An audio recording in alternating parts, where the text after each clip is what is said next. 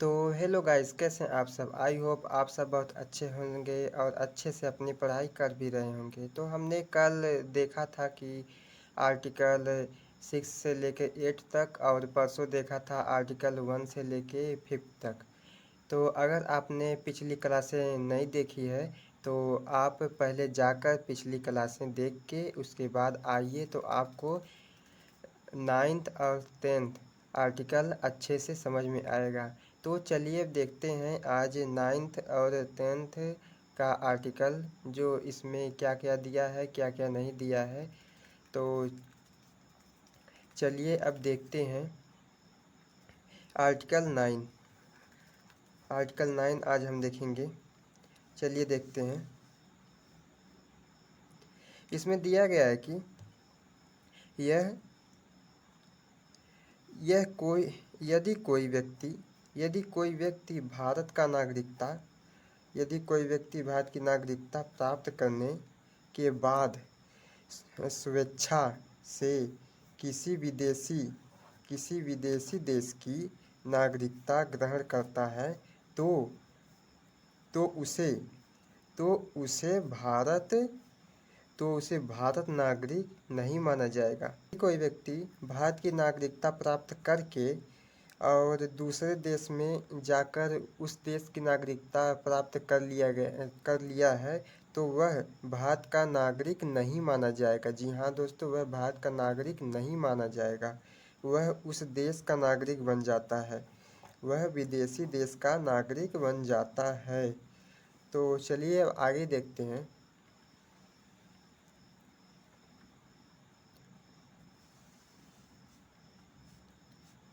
आगे देखिए,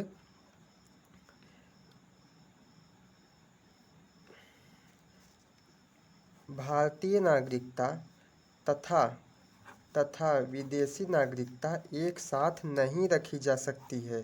जैसे कि भारतीय नागरिकता और विदेशी नागरिकता एक साथ नहीं रखी जा सकती है। भारतीय संविधान में दोहरी नागरिकता नहीं होती है। भारतीय संविधान में एक साथ दो नागरिकता नहीं होती है, जैसे कि भारत का नागरिकता ले लिए और किसी और कंट्री का नागरिकता ले लिए, ऐसा संभव नहीं होता है। भारतीय नागरिकता नहीं हो सकती है। तो चलिए अब आगे देखते हैं इसमें क्या और दिया गया है।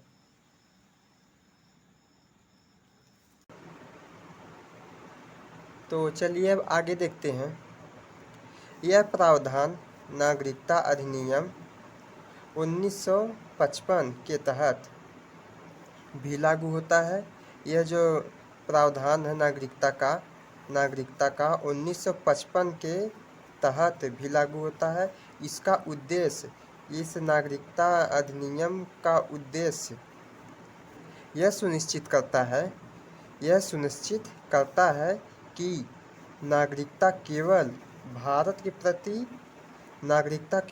के प्रति निष्ठावान रहे। जो नागरिकता है भारत का वह भारत के प्रति निष्ठावान रहे और किसी अन्य देश की नागरिकता अपनाने पर उसकी भारतीय नागरिकता समाप्त हो जाए। जो व्यक्ति है अगर किसी अन्य कंट्री के नागरिकता को एक्सेप्ट करता है तो उसे भारतीय नागरिकता को समाप्त कर दी जाएगी, उसकी भारतीय नागरिकता समाप्त कर दी जाएगी। तो क्लियर। तो अब आगे चलें, आर्टिकल 10 की ओर चलते हैं। अगर कोई भी प्रॉब्लम आए तो आप कमेंट बॉक्स में कमेंट कर दीजिएगा, मैं उसका आंसर ज़रूर देने का कोशिश करूँगा। तो चलते हैं आर्टिकल 10 की ओर। तो चलिए फ्रेंड्स, अब देखते हैं आर्टिकल 10 में क्या दिया गया है। आर्टिकल 10 में क्या क्या दिया गया है, चलिए देखते हैं। तो देखिए, जो भी व्यक्ति संविधान के प्रारंभ से जब संविधान बनाया गया था, जब से स्टार्ट हुआ है तो तब से भारतीय नागरिक रहेगा। जो भी व्यक्ति संविधान प्रारंभ के समय से नागरिक है वह तब तक नागरिक बना रहेगा, वह व्यक्ति तब तक नागरिक बना रहेगा जब तक कि संसद द्वारा जब तक कि संसद द्वारा बनाए गए किसी कानून के तहत उसकी नागरिकता समाप्त या वापस ना ले ली जाए।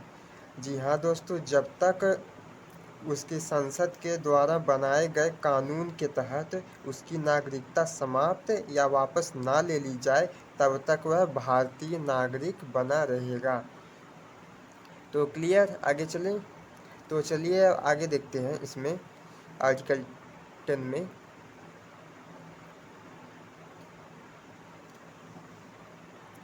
तो चलिए देखते हैं नागरिकता का अधिकार। इसका मतलब यह है कि नागरिकता का अधिकार संसद के बनाए गए कानूनों के अधीन होता है।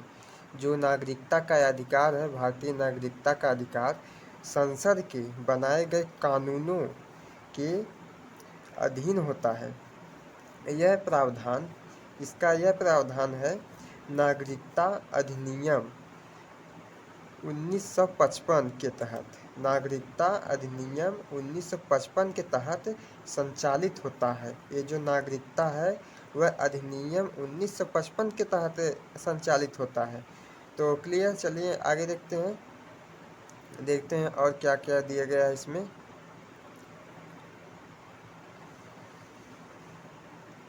तो देखो, संसद को नागरिकता से संबंधित नियम बनाने, संशोधन करने तथा समाप्त करने की शक्ति प्राप्त है। ये जो हमारा भारतीय संविधान है उसका संसद जो है वह नागरिकता से संबंधित नियम बनाने तथा संशोधन करने और समाप्त करने की शक्ति प्रदान है।